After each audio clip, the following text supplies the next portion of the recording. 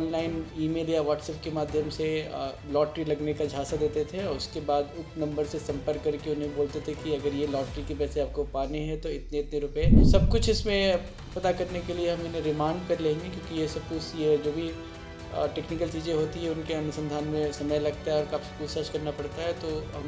तो इसमें मकान मालिक की भी लापरवाही निकल कर आती है, क्योंकि ये वेरीफाई करते नहीं है बैकग्राउंड और ना ही पुलिस को सूचना देते हैं कई मामलों में।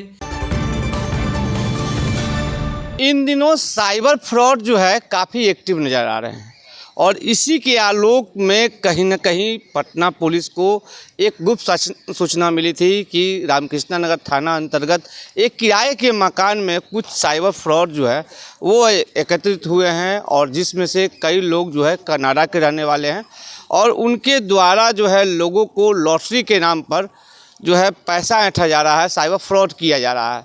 तो इसी आलोक में जब छापेमारी किया गया तो वहां से कुल 4 लोगों की गिरफ्तारी हुई है। सबसे पहले आपको हम सुनवाते हैं कि सिटी एसपी ईस्ट परिचय कुमार क्या कुछ कर रहे हैं इस पूरे प्रकरण पे। वो साइबर फ्रॉड से रिलेटेड है। आपको बताना चाहूँगा कि रामकृष्ण नगर के थाना के द्वारा एक inter state cyber fraud gang का पर्दाफाश करते हुए 4 अभियुक्तों को गिरफ्तार किया गया। साथ ही साथ 13 मोबाइल फ़ोन भी बरामद किए गए हैं।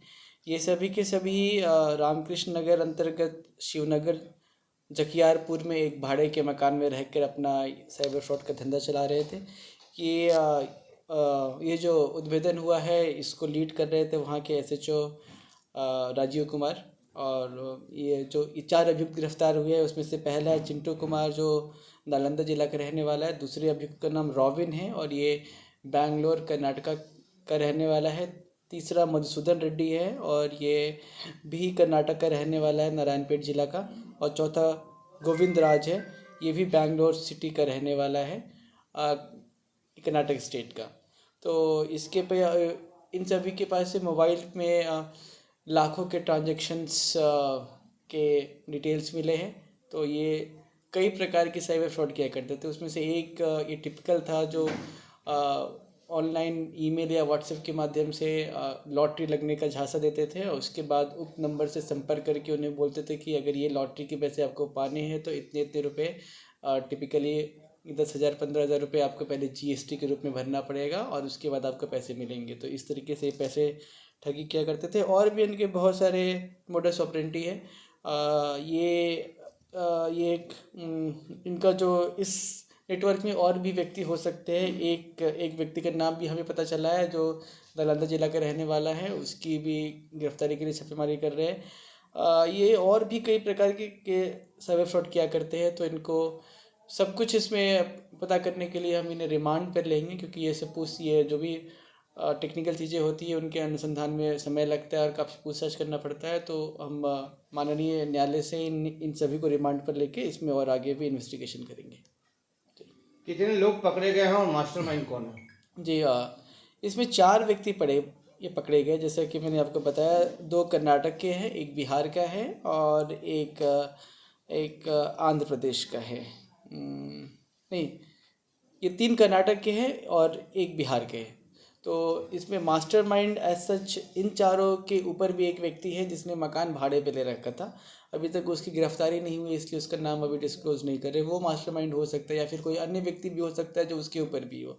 बट ये स्पष्ट है कि ये इंटर स्टेट गिरोह है और ये पैन इंडिया ऑपरेट कर रहे थे। ये कोई बिहार के लोगों को ही सिर्फ टारगेट नहीं कर रहे थे, बट परंतु इनके टारगेट में बाकी स्टेट के लोग भी थे, क्योंकि इनको ये संपर्क ऑनलाइन माध्यम से किया करते थे, ईमेल के, व्हाट्सएप या टेक्स्ट मैसेज के जरिए, और उसके बाद अवैध तरीके से ये पैसा यूपीआई वगैरह के माध्यम से अपने अकाउंट में लाते थे।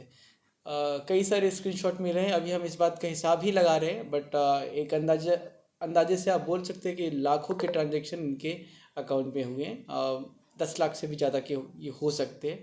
कंफर्म रूप से अभी बताना मुश्किल है, क्योंकि अभी ये अनुसंधान ही कर रहे हैं इस मामले में। कितने दिन से लोग कर रहे थे? पूछताछ में क्या बताया? ये कुछ महीने से कर रहे थे, परंतु ऐसा भी संभव है कि हर कुछ महीने पे अपना एड्रेस भी बदलते हो। तो ये सब बातों को कंफर्म तरीके से जानने के लिए हमें इन्हें रिमांड पर लेके पूछताछ करनी पड़ेगी। क्या बोलकर मकान किराए पर लिए थे ये लोग?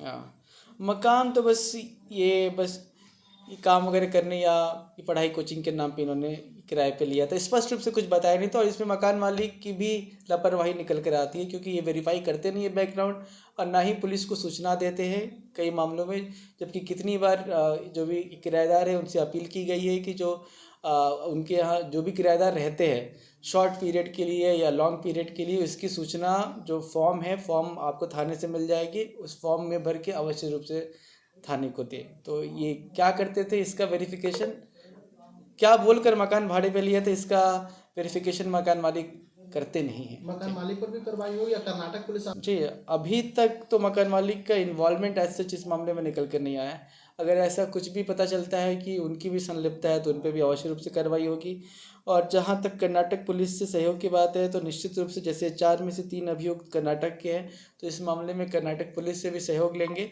और मैं आपको एक बात और बता दूं कि इसमें से जो हमें स्क्रीनशॉट्स वगैरह मिले हैं उसमें से हम लोगों ने ऑलरेडी वेरीफाई कर लिया है कि कुछ मामले ऑलरेडी जो साइबर क्राइम पोर्टल है 1930 उस पर दर्ज थे और उनका लिंक यहाँ इन अभियुक्तों के पास निकल के आया है निश्चित रूप से। तो बिल्कुल आपने सुना, चूँकि रामकृष्णा नगर इलाका जो है इन दिनों राजधानी पटना में हॉटपॉट बनते जा रहा है और कहीं ना कहीं जो साइबर फ्रॉड हैं वो आसानी से यहाँ पर उन लोगों को जो कमरा जो है किराए पे जो है वो मिल जाता है। चूँकि राजधानी पटना का यह इलाका जो है अभी जो कह सकते हैं धीरे धीरे जो है डेवलप हो रहा है और लोग आसानी से यहाँ पर किराए दे देते हैं और साइबर फ्रॉड का यह कहीं ना कहीं इन दिनों जो है अड्डा बनते हुए नजर आ रहा है। लेकिन पुलिस जो है लगातार छापेमारी कर रही है और तमाम साइबर फ्रॉडों को जो है पकड़ने का काम कर रही है। फिलहाल खबरों को देखते रहिए दर्शक न्यूज में चंदन तिवारी, पटना।